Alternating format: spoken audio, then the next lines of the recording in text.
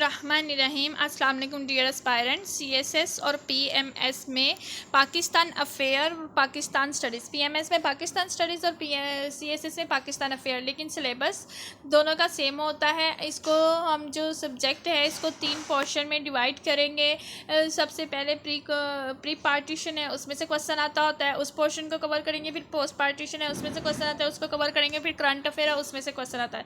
जब हम इन तीनों पोर्शन को कंप्लीट कर लेंगे तो आपका जो पेपर है वो बहुत अच्छा होगा और आप बड़े अच्छे मार्क्स के साथ इसको कर सकेंगे, पास कर सकेंगे। ठीक है, अब ये जो क्वेश्चन है हमारे पास Shah Waliullah, the services of the Shah Waliullah, या उनकी जो मॉरल वैल्यूज़ थी उनको किस तरह उन्होंने अपग्रेड किया था। जो बड़े सगीर के मुसलमान थे उनको किस तरह अपग्रेड किया था, उनकी क्या क्या सर्विसेज थी, उससे पहले क्या क्या सूरत हाल थे। ये क्वेश्चन किसी भी तरह आता है और बार बार आता है। It's a very repeated question in CSS and PMS। ठीक है, अब जो हमारे पास है शाह वलीउल्लाह की जो सर्विसेज है, आप लोग अपने पास रजिस्टर और पेन लेकर बैठे ताकि आप लोग इसके अलावा भी मैं आपको कुछ मटेरियल ऐड करवाऊंगी, वो आप लोग साथ साथ लिखते रहेंगे। इस तरह आपको नोट्स भी बनते रहेंगे और आपकी तैयारी भी अच्छी हो जाएगी।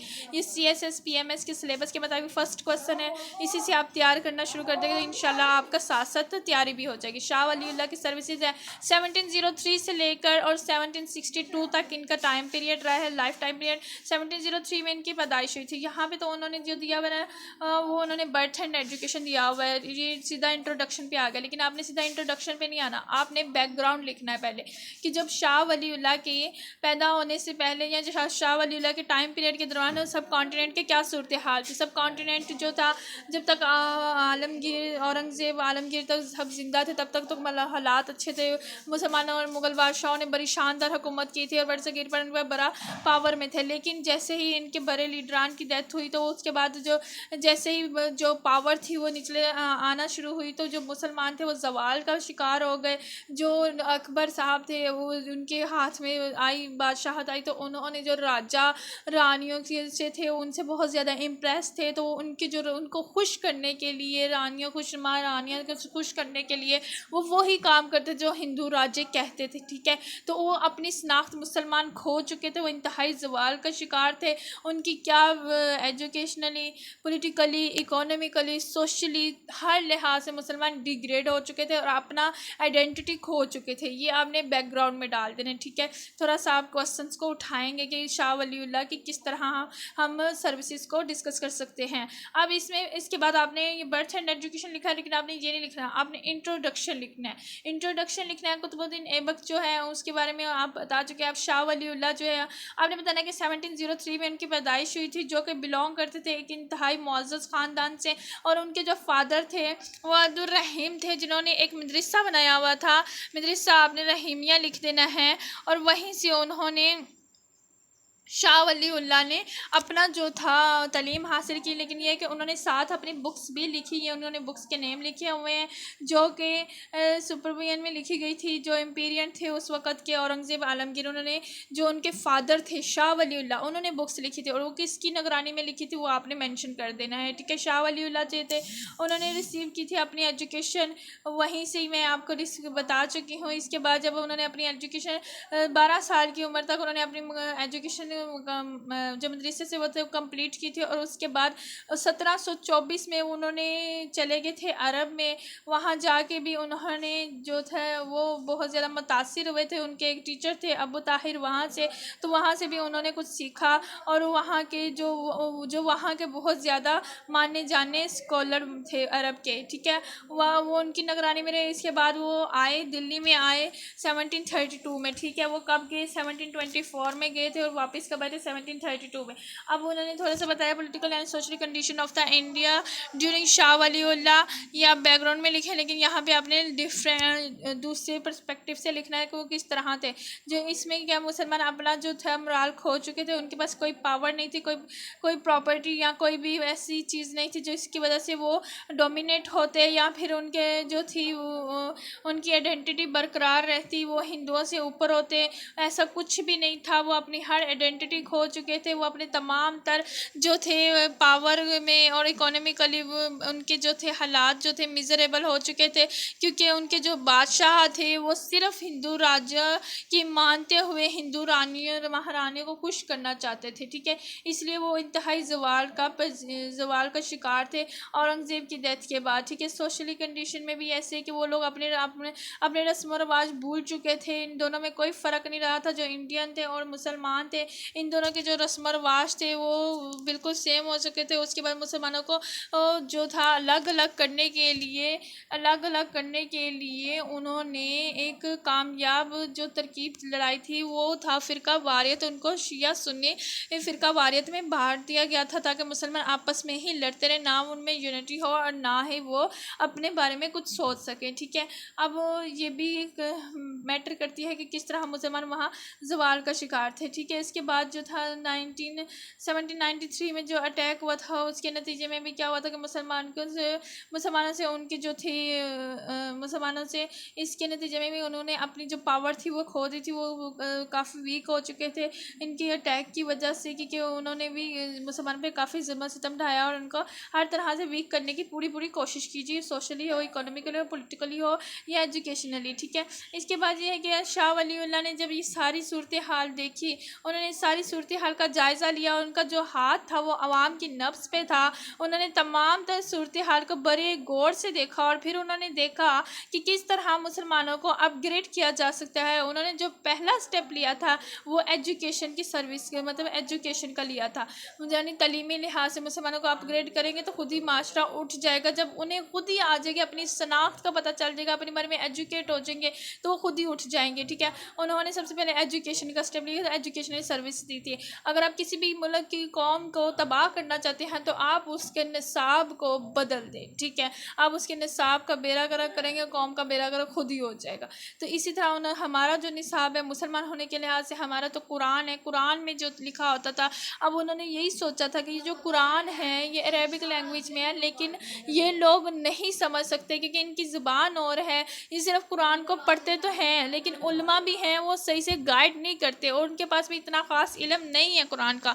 तो उन्होंने कुरान की जो बातें थी, कुरान का मकसद क्या है, इस्लाम का मकसद क्या है, इनका मकसद क्या है, मुसलमान क्या किस चीज़ का नाम है, मुसलमान किस तरह अरूज पे थे और किस तरह जवाल पे आए, किन चीज़ों को अपना कर वो दोबारा अरूज पे आ सकते हैं, इन सब बातों को अंडरस्टैंड करवाने के लिए उन्होंने वहाँ की इलाकाई ज़ुबान को इस्तेमाल किया और उसके अंदर कुरान पाक को ट्रांसलेट किया ताकि लोग अपने इलाके की ज़बान समझकर इससे फ़ायदा हासिल कर सके। उसके बाद उनकी एक बुक है हज्जतुल बालिगा, ये जो है ये PPSC के क्वेश्चन में भी आता है और PMS में GK का क्वेश्चन होता है, GK का पेपर होता है। तो ये आप अंडरलाइन भी कर सकते हैं कि was the writer of the Hujjatul Baligha, तो of course it was Shah Waliullah, ठीक है। आप इसको अंडरलाइन कर लें, इसका GK में भी क्वेश्चन आता होता है। इसमें भी उन्होंने मुसलमानों को इंडिविजुअली इनफरादी तौर पे उन्होंने टीच करने की कोशिश की और कुरान की तालीमात को खोल कर उनके आगे रखा ताकि वो अपने आप को समझ सके और अपनी शनाख्त को बरकरार रख सकें। इसके बाद उनका एक और कारनामा है, इसमें भी अज़लातुल अख़फ़ा है। इसमें उन्होंने बहुत ज़्यादा जो था ये उनकी बहुत ज़्यादा फेमस होने वाली किताब थी जिसमें उन्होंने एक्सप्लेनेशन की थी वो कुरान की और इसको लिखा गया था एक्सटेंसिवली ऑन इंडिया। फ़िक़्ह जो हो गए थे शिया सुन्नी फसादात उसको कम करने के लिए, एलिमिनेट करने के लिए, ख़त्म करने के लिए उन्होंने इस किताब का सहारा लिया था और इसको 51 बुक्स में लिखा गया था जिसमें से 23 थी वो अरेबिक लैंग्वेज में, 28 थी वो पर्शियन लैंग्वेज में थी, ठीक है। ये उन्होंने बुक्स के थ्रू जब मुसलमानों को यूनाइट करने की कोशिश की थी। उसके बाद फिर उन्होंने एक और एफर्ट की थी मुसलमानों को यूनाइट करने के लिए कि जो बिलीफ है ये जो उन्होंने इसको रिजेक्ट कर दिया था कि सुन्नी और शिया जो ये मुसलमान नहीं है, ये सुन्नी और शिया ये मुसलमान नहीं हो सकते। उन्होंने बड़ी कोशिश की थी कि इनको जो अलग अलग ओपिनियन है उसको ऐसा नहीं कि है उनको कुरानी तालीमात के मुताबिक बता दिया जाए कि जो इस्लाम के पहले 4 खलीफा हैं, क्योंकि शिया सुन्नी में यही इख्तिलाफ़ात आता है ना कि वो खलीफा के ऊपर दर्जाबंदी कर देते हैं, कोई किसी को बुलंद कर देते हैं, कोई किसी ने, लेकिन उन्होंने कहा था वो सब जो है एक्सेप्टेबल है, इसके बगैर तो आपका इस्लाम नहीं होता।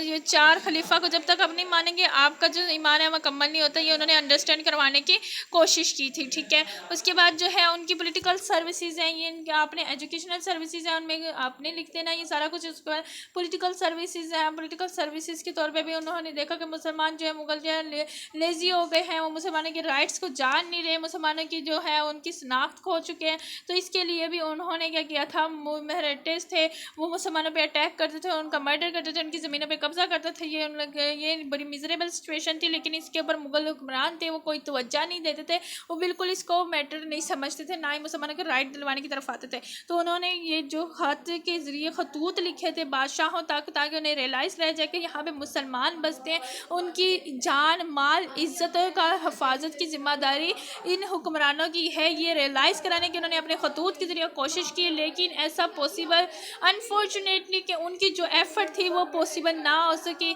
उनकी एफ़र्ट का वो रिज़ल्ट ना आ सका जिसकी वो एक्सपेक्टेशन कर रहे थे। ठीक है, उसके बाद उन्होंने एक और हरबा आजमाया, एक और तरीका आजमाया था कि मुसलमानों को किसी तरह प्रोटेक्शन दी जाए, तो ताकि मुसलमान सुख का सांस ले। उन्होंने शाह अब्दाली था उनको तैयार किया जहाद के लिए, उन्होंने जहाद पे बड़ा फोकस किया कि जहाद है वही मुसलमान को अरूज पर लेके जा सकता है, वही मुसलमानों की ताकत का ज़रिया है। तो उन्होंने जहाद के ऊपर फोकस किया कि उनको ख़त किया कि उनको जहाद करें इंडिया में जाके, और इन चीज़ों ताकि मुसलमान जो है वो सुख का सांस ले सकें।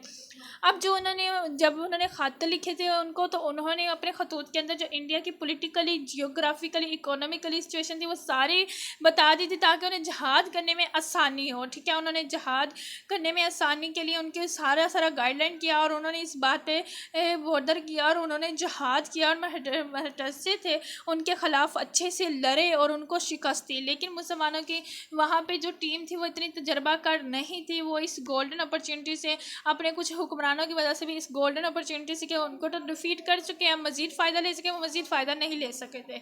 ठीक है, ये उनकी थी पॉलिटिकल सर्विसेज। आगे है इकोनॉमी की सर्विसेज। अब इकोनॉमी की सर्विसेज में ये आ जाता है कि उस वक्त के जो लेबर्स थे उनसे काम ज़्यादा लिया जाता था, लेकिन उनको तनख्वाहें और पैसे कम दिए जाते थे। तो उन्होंने गवर्नमेंट को रियलाइज़ करवाने की कोशिश की थी कि इनका टाइम मुकर्रर किया जाए, 8 आवर्स किया जाए, ताकि इनको उसी के मुताबिक ही सैलरी दी जाए। ये नहीं कि आप जितना मर्जी देर तक काम करवाते रहे, लेकिन सैलरी उनकी फ़िक्स है, उनका टाइम भी मुकर्रर किया जाए, वो भी इंसान है।